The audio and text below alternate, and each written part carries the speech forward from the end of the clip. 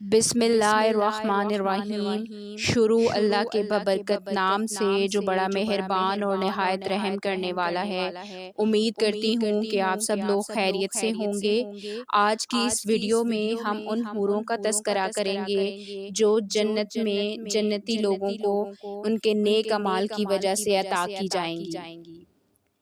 سب سے پہلے لفظ حور حورا کی جمع ہے، اور حورا اس عورت کو کہا جاتا ہے جو جوان، حسین و جمیل، سفید رنگ والی اور انتہائی سیاہ آنکھوں والی ہے۔ زید بن اسلم کہتے ہیں کہ حورا اس عورت کو کہا جاتا ہے کہ اس کے چمکتے چہرے کی وجہ سے اس کے چہرے پر نظر نہ جم سکے۔ حضرت مجاہد رحمۃ اللہ علیہ کہتے ہیں کہ حورا اس عورت کو کہتے ہیں جس کی نرم جلد اور رنگت کی صفائی سے نظر اس پر نہ ٹھہر سکے۔ حور عین اگر کہا جائے تو عین جمع ہے عینہ کی۔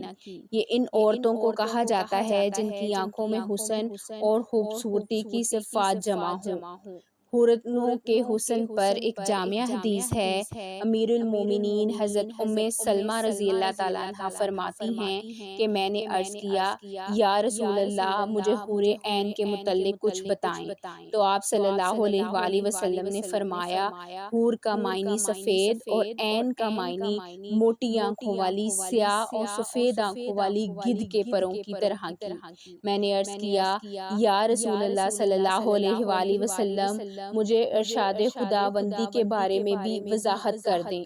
تو آپ صلی اللہ علیہ وآلہ وسلم نے فرمایا کہ ان کی صفائی اس موتی کی صفائی کی طرح ہوگی جو سیپی میں ہو اور اس کو کسی نے ہاتھ سے نہ چھوا ہو۔ میں نے عرض کیا کہ مجھے ارشاد خداوندی فیہن خیرات الحسان کے بارے میں بتا دیں، تو آپ صلی اللہ علیہ وآلہ وسلم نے فرمایا خیرات کا مطلب ہے کہ وہ اخلاق کے لحاظ سے اعلیٰ اور حسان کا معنی ہے کہ وہ چہرے کے لحاظ سے خوبصورت ہوں گی۔ حوروں کو زعفران سے پیدا کیا گیا ہے۔ حضرت انس رضی اللہ تعالیٰ عنہ فرماتے ہیں کہ حضور صلی اللہ علیہ وآلہ وسلم نے فرمایا حور عین کو زعفران سے پیدا کیا گیا۔ حوروں کو آدم نے اور حوا نے نہیں جنا۔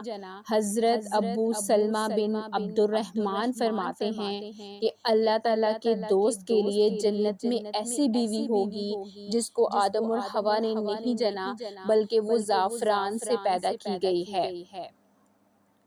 حضور صلی اللہ علیہ وآلہ وسلم سے حور عین کے بارے میں دریافت کیا گیا کہ ان کو کس چیز سے بنایا گیا ہے، تو آپ صلی اللہ علیہ وآلہ وسلم نے ارشاد فرمایا 3 چیزوں سے اسے پیدا کیا گیا ہے۔ اس کا نچلا حصہ کستوری کا ہے، درمیانہ حصہ عنبر کا ہے اور اوپر کا حصہ کافور کا ہے۔ اس کے بال اور ابرو سیاہ نور سے اس کا خط کھینچا گیا ہے۔ حوروں کی تخلیق کے بعد ان پر خیمے لگا دیے گئے۔ حضور نبی اقدس صلی اللہ علیہ وآلہ وسلم سے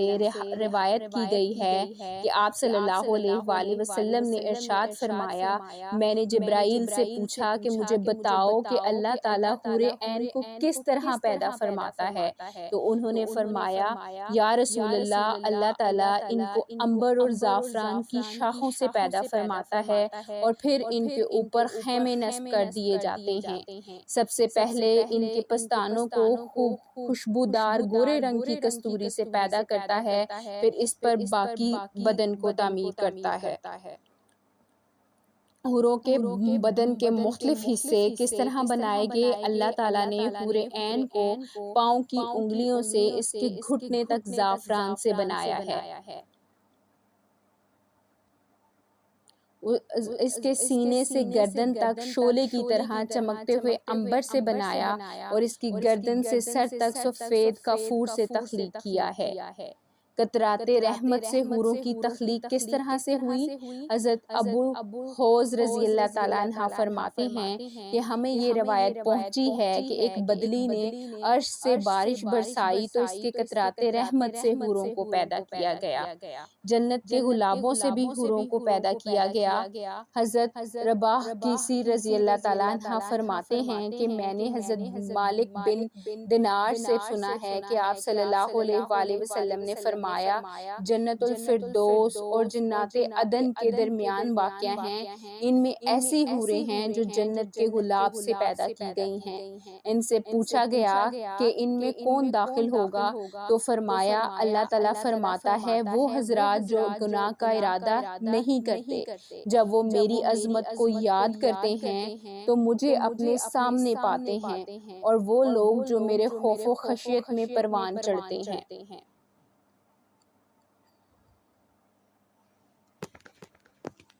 حضرت ابو سعید رضی اللہ تعالیٰ عنہ سے روایت ہے کہ حضور صلی اللہ علیہ وآلہ وسلم نے ارشاد فرمایا جنتی آدمی جنت میں کروٹ بدلنے سے پہلے 70 سال تک ٹیک لگائے بیٹھے گا، پھر اس کے پاس ایک عورت آئے گی جس کے رخساروں میں وہ اپنے چہرے کو آئینے سے زیادہ صاف دیکھے گا،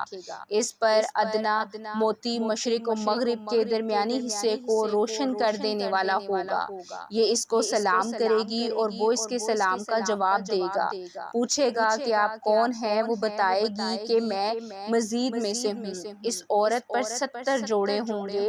ان سے بھی نگاہ گزر جائے گی حتیٰ کہ وہ اس کی پنڈلی کے گودے کو اس کے جوڑوں کے پیچھے سے دیکھ لے گا، اس عورت پر تاج بھی ہوں گے جس کے ادنا درجے کا موتی مشرق مغرب کے درمیانی حصے کو روشن کر سکتا ہوگا۔